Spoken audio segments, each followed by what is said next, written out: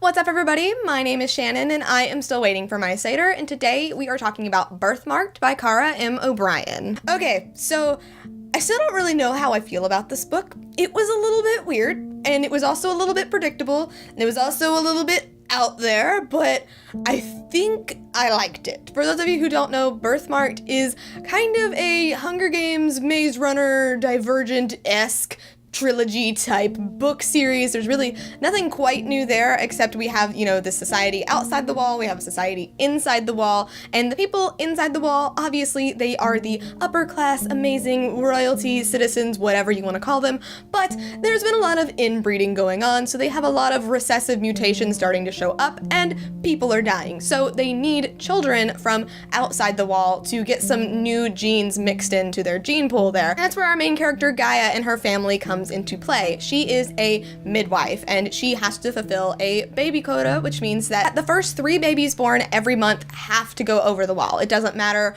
anything else. The first 3 babies go over the wall, and we open up immediately with her delivering her first baby by herself and having to go through, like the mother being so devastated that she can't keep her child and having to take it to be, whisked away. Maybe they'll come back, she'll never know. And it's really interesting. I like the commentary that this book has going on about, doing your job and doing what's right. But there's also this weird kind of subtext where they're kind of talking about abortion politics, and I'm not really sure what the author was trying to say about that, because it was a little bit ambiguous and at times it was a little weird, so I'm not gonna get into it. But if you do read this book, just know that that subtext is there, because sometimes it would just catch me off guard and be like, wait a second, what are you trying to say here? So that was a little bit odd.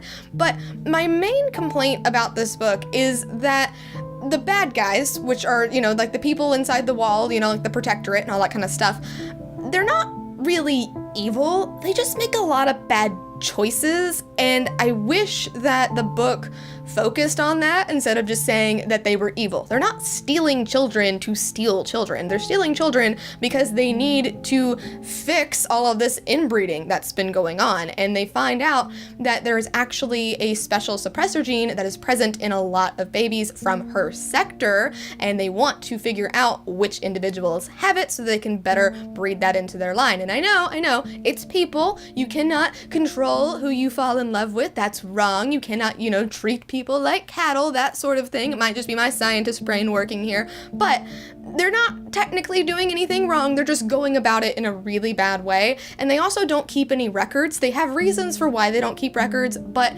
that really comes back to bite them, which is kind of what starts the whole plot into motion, because they find out that Gaia's parents had been keeping records. That's what gets them arrested. That's what gets Gaia arrested. That's what sends Gaia off on her crazy quest to save her family.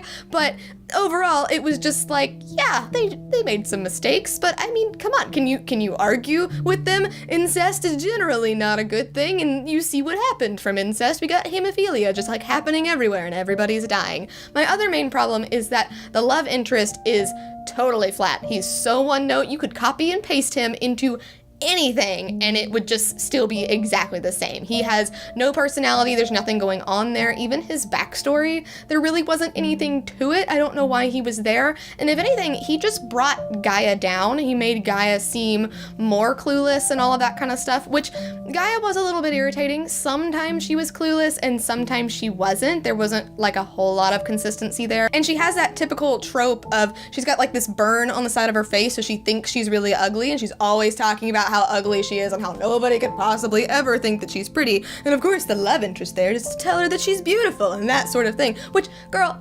stop. It's annoying. You are getting on my nerves. Just cool it. I get you don't think you're pretty, but I'm tired of hearing about it. That was super annoying. I feel like that's present in a lot of books like this, which this was written around that time. So we're not really expecting it to be new and innovative since it came out around the Hunger Games craze, but at the same time, it's just annoying that there's just not a lot of things here. But what I do like about it is that Gaia is really fearless. She is willing to do anything for her family, and she's not going to compromise on who she is and her values and doing what she thinks is right, which was really interesting. I'm actually kind of like intrigued by the second book because she is going to go find this civilization and learn more about like her society and like this world that she's been living in.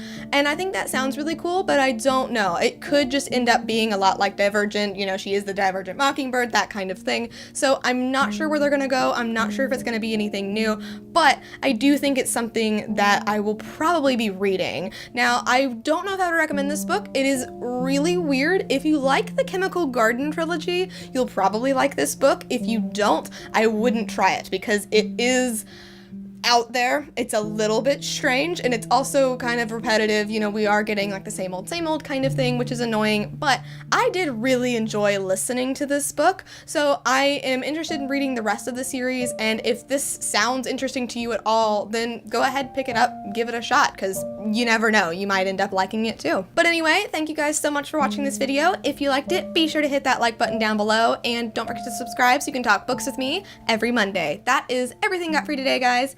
I will see you next time. Bye!